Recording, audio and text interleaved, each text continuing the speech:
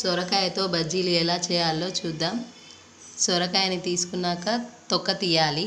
తొక్క తీసాక ఇలా పీల్ చేసుకోవాలి. పీలర్తో కానీ పీల్ చేయవచ్చు, లేదంటే మిక్సీలో వేసుకోవచ్చు. ఇలా వస్తుంది.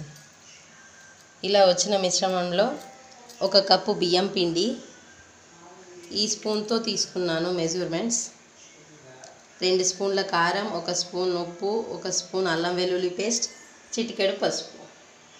ఇవన్నీ ఇలా ఇందులో వేసి మిక్స్ చేయాలి. బాగా మిక్స్ చేసిన వాటిని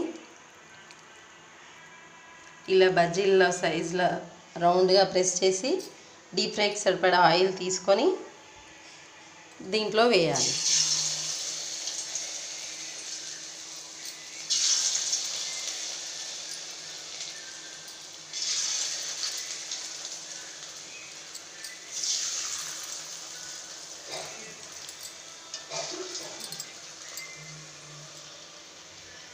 ఇలా 2 వైపులా కాల్చుకోవాలి.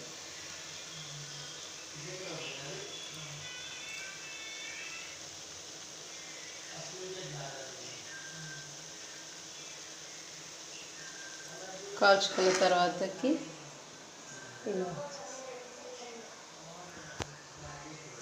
ఇలా రెడీ అవుతాయి. సొరకాయతో బజ్జీలు ఆరోగ్యానికి చాలా మంచిది. సొరకాయ ఆరోగ్యానికి బాగా చలవ చేస్తుంది.